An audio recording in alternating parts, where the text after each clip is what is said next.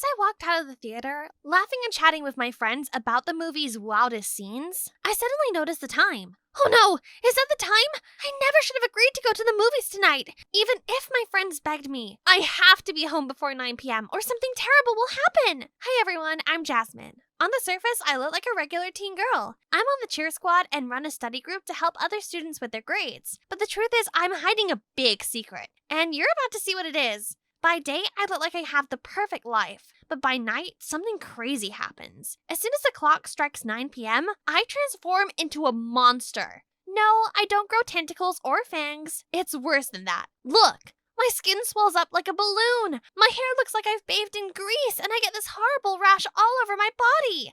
It's so itchy. The only thing that soothes it is this cream, but it makes me look like a smurf. My condition has impacted my entire life. I can't go to sleepovers or parties, and I've never been on a date. The guy I had a crush on since middle school was Marlon. He was sweet, athletic, and totally my type. But because of the awful condition I live with, I had to turn down his invitation to go out at night, even though my heart screamed yes. Since then, Marlon hasn't looked my way once. Sometimes I feel like life has already decided that happiness just isn't meant for me. This strange condition first appeared during a family picnic when I was 7. One moment I was laughing and playing with kids my age, then suddenly, a burning, uncomfortable sensation started spreading throughout my whole body. Before I could even understand what was happening, I heard screaming. The other kids were crying and backing away from me. My parents rushed over with panic and took me straight to the hospital. From that day on, my life was never peaceful again. My symptoms kept getting worse. They started happening more often, once a day, at completely random times. My parents took me to a well-known dermatologist. After the treatment, the daytime rashes were gone, but then my nighttime symptoms began to show. Since then, I've seen dozens of doctors. All of them seemed puzzled, unsure of what was really happening to me. Every night, I found myself stuck in hiding just to avoid the world. It sucks! Then, each morning when I wake up, I look in the mirror and voila! I'm back to the perfect me again. My symptoms disappear completely. At least I could try and forget about it at school, right?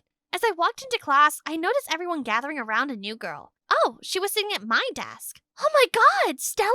Stella was my BFF back in 3rd grade, but one event changed everything. It happened on the day of our school's Cinderella play. We were happily walking to the auditorium when suddenly Stella collapsed and screamed. Panic washed over me. I helped her to a nearby bench. She was in so much pain she couldn't move another step. I didn't know what to do. I didn't want to leave my friend, but the play was about to start and it was my first ever performance as lead. I can't let everyone down. I borrowed a lady's phone and left a voicemail message for Stella's parents to come pick her up, and then ran off to make it in time. The performance went amazingly and I'd become the star of the school. But deep down, all I could feel was worry for Stella. The next morning at school, I saw Stella sitting in a corner with her leg wrapped tightly in bandages. I rushed over to her, filled with worry and guilt, but she greeted me with cold silence. You chose that stupid play over me and left me behind. You're a terrible friend. I'll never forgive you. Stella never spoke to me after that. Then, a few months later, her family moved away and she transferred to another school. Now she was back and glaring at me with that same hateful look. I went and sat at a different desk and tried not to make eye contact with her. Brr, talk about frosty. I didn't blame her. Deep down, I still felt guilty about what happened too. I thought if I just stayed out of Stella's way, it would be okay. Wrong. Taking my desk was just the start. Next up, I walked into cheer practice to see Stella standing in my spot and showing the others her best cheer moves. I went over to Kim, the cheer captain, and said, is there a mistake? Stella's in my spot. No mistake. You missed the last 2 practices, so you're off the team. Stella has your spot now. What? This was so unfair! When I looked at the notice board, it said the practices were canceled. Thinking about it, Stella had been hovering around the notice board when I looked. She must have been behind this. Then, when I tried to arrange my study group, the students told me it was taking place that evening at 8:30 p.m. at Stella's house. I couldn't go to a study group that late. I'd never get home in time. I tried talking to Stella about this while she was sorting out her locker, but she just smirked at me. Get over it, Jasmine. I'll do what I want. Just like you did. I was about to apologize for the past, but then I saw Marlon walking toward me. He was wearing a blue shirt that complemented his eyes, and he looked so dreamy. Stella, I'm sorry about... I know that look. You like Marlon, don't you? Well, I'm going to make him like me instead. I put up with Stella's vendetta, but this was crossing the line. Dragging Marlon into this mess was not fair. He didn't deserve this. I was so done letting her ruin my life. I needed to talk to Marlon and sort this out. I went up to him after a soccer practice and he seemed happy to see me. We started talking and then he asked me, Jasmine, there's this new action movie out. Do you want to see it with me later? Yes, but what time is it on? Great, it's on at 8 p.m. I'll meet you there. Is there an earlier showing?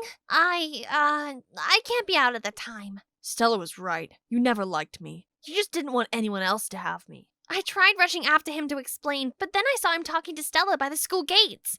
I couldn't compete with someone who could stay out as late as they wanted.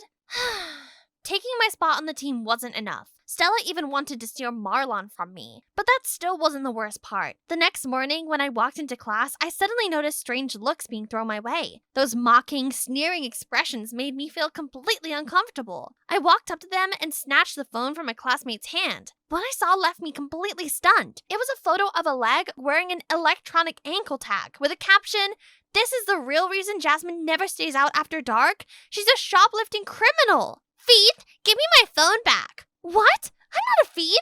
I was sure Stella was behind all of this. I wasn't going to put up with it any longer, so I decided to confront her and make everything clear. Why did you make up lies about me? What's wrong, Jasmine? Don't Mommy and Daddy let you stay out late? Yes. No, I can go out when I want. Prove it. Come to Kim's party later. But you better not steal anything. And the whole group started laughing out loud. I didn't have much of a choice. If I didn't go to Kim's party, then everyone would think the rumors were true. But if I did go and didn't leave in time, they would see the real me.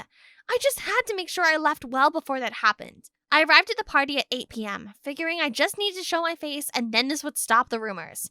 I just couldn't relax and kept on looking at the time. The whole situation felt uncomfortable, and to make it worse, I needed the bathroom. But of course, there was a huge line. When I went to leave the bathroom, disaster. It was stuck shut. I started banging on the door and shouting for help, and then I heard a familiar voice. Seems the bathroom's out of order. Shame. Stella had locked me in there. I panicked. I couldn't have everyone see me in my monster form. I had to get out of there.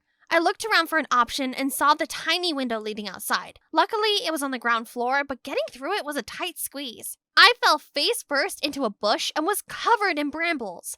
I quickly got up and started running away, but my face swelled up. My skin turned itchy and I saw my greasy, gross hair. Ugh! It was 9 p.m.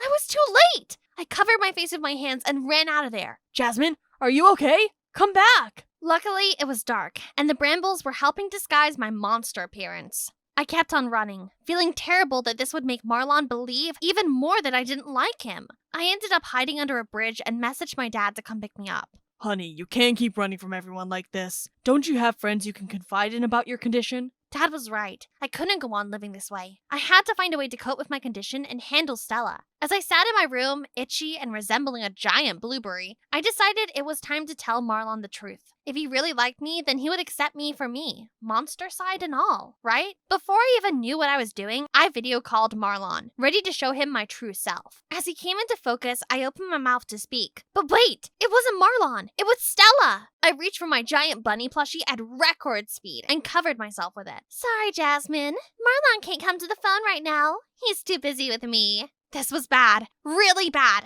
I felt so down and depressed about everything. Was it true? Were they together now? I had built up so much courage to show him the real me, only to end up more humiliated and more alone than ever. Mom and Dad tried making me my favorite food and cheering me up, but nothing worked. In the end, they told me they had something important to tell me. Jasmine, your symptoms only appear at night. Actually, they're side effects from the treatment. The doctor said it was still experimental, but we agreed.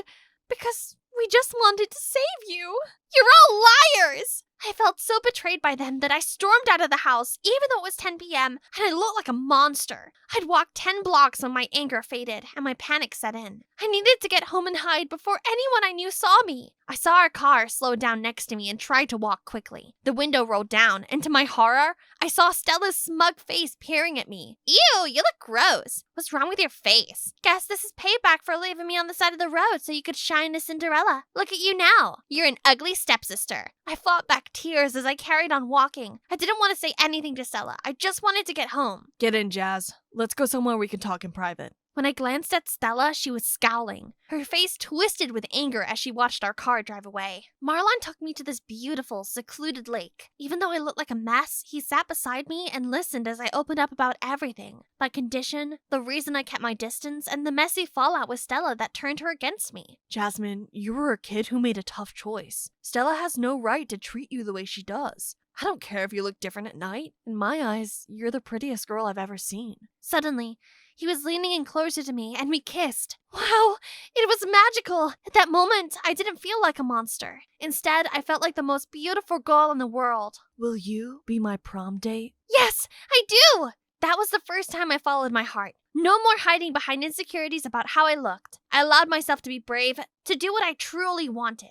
After saying goodbye to Marlon at the door, I walked in and saw my parents still waiting for me. Do you have any idea how dangerous it is out there at night? Sweetheart, we were so worried about you.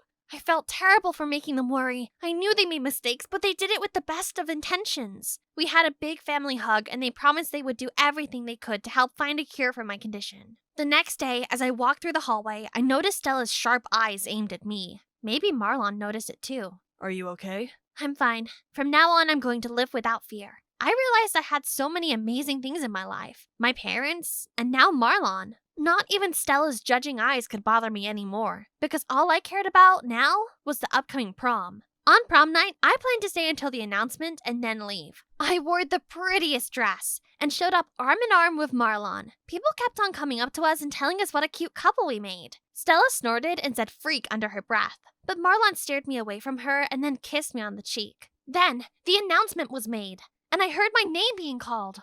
I couldn't believe it. Marlon and I were prom king and queen! May I have the honor of inviting the queen of the night to the stage? As I went up to the stage to get my crown, I heard people laughing and gasping in shock. I turned and saw it behind me, and my heart sank. There was a huge picture of me looking like a monster. Those are pictures Stella snapped of me that night, catching me at my worst. I bit my lip to hold back my tears as I spotted Stella watching me with that same smug expression. Not so perfect now, are you? I didn't think it could get any worse, but then I felt my face start to itch. I looked at my watch. Oh no! To my surprise, being crowned prom queen, I'd lost track of time. I wanted to run and hide, but Marlon stopped me. You can get through this. Marlon was right. I couldn't live in the dark forever. If I made it to this prom, then I'm going to face the doubts head on, no matter what they think of me. At the very least, I'm still me, and I'm strong enough to face it all. Hi. I know my appearance might shock all of you.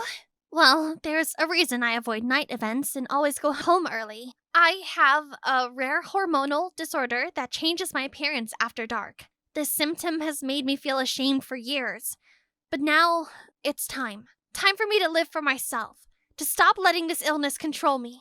Right after my speech, the entire room fell silent. Then, one by one, everyone stood up, clapping and cheering for me, except Stella.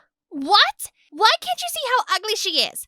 I should be prom queen, not her. She's a monster. Stella, I know you were hurt by the past, but Jasmine never meant to upset you. She didn't want to let you down, but she didn't want to let everyone else down either. You are selfish and unkind. You are the real monster. Stella stormed off. I couldn't help but smile as I looked at Marlon. He took my hand and led me to the dance floor. And you know what? I got so lost in his dreamy eyes that I didn't even feel the itchiness anymore. For the first time in a long while, I just felt happy. 2 months later, Marlon is now my official boyfriend. Turns out his uncle is a doctor and he's working really hard to try and find a cure for my condition. But honestly, cure or not, I'm happy. I have an amazing family and boyfriend who loves me just the way I am. Since that prom night, Stella has disappeared from my life. I did want to be her friend, but I guess there were things inside her she still couldn't let go. And me? I learned how to grow from my mistakes. I learned to love myself, even with the strange illness I live with every day.